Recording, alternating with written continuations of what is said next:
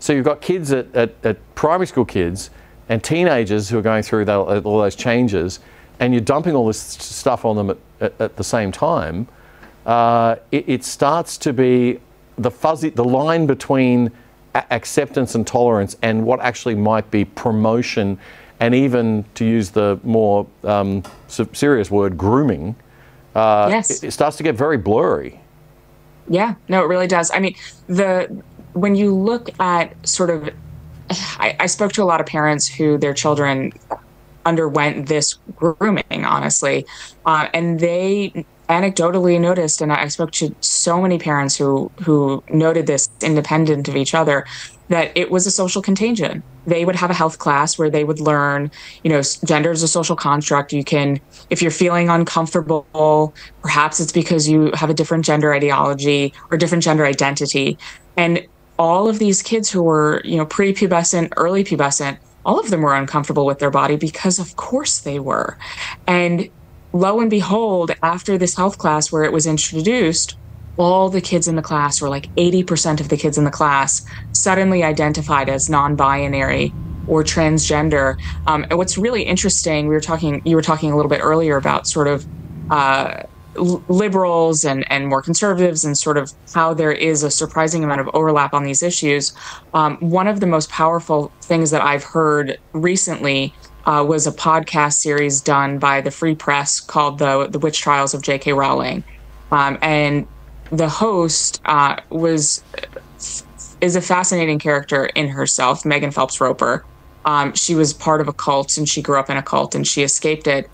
And she talked to J.K. Rowling, who is a blue and blue feminist. Like, you could not get more left-leaning than her. And she is very strong on this as a feminist, because she says this is not only erasing women, but it's also endangering women. We're seeing men being introduced to women's rape shelters, women's domestic violence shelters, women's prisons, and it's making women less safe. And as part of this series, Megan Phelps Roper, the host of it, spoke to a young woman who became a man. And Megan says, when I was going through puberty, of course, I felt really uncomfortable, and I felt like I was not in the right body. And this was the first time that this child, who has undergone serious and irreversible treatment, and I'm using that in very generous quote marks, to change their gender identity, that was the first time that they had heard that that's actually a normal phenomenon when you're going through puberty, to feel like you're uncomfortable in your own skin and that your body is changing so rapidly and so uncomfortably that you'd barely recognize it anymore, and it doesn't feel like your own anymore. When Megan said that that was her experience of puberty, and that she then grew up to be a cis normal woman who was married to a man and had 2 children of her own, and who very strongly identifies as a woman, this was the first time that this transgender teen had heard that from an adult. And that is malpractice. That is malpractice on the part of all of that child's mental health professionals, of their parents, of everyone who they encountered in their school system. Instead of sharing with that child what is a normal experience for normal people, which is discomfort, they instead just automatically said, we will honor your feelings, and we will go full steam ahead as much as you want to.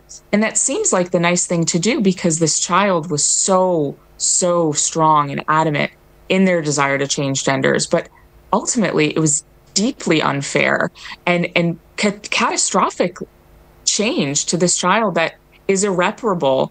And I hope that they don't regret, but if statistics are any indication, they will regret it, because the majority of children who experience gender dysphoria outgrow it. The vast majority outgrow it. Yeah, there's a lot of data on that, even in today's modern, very far left-wing social science environment in our universities. There's still research getting through that's demonstrating that reality, that most kids outgrow this.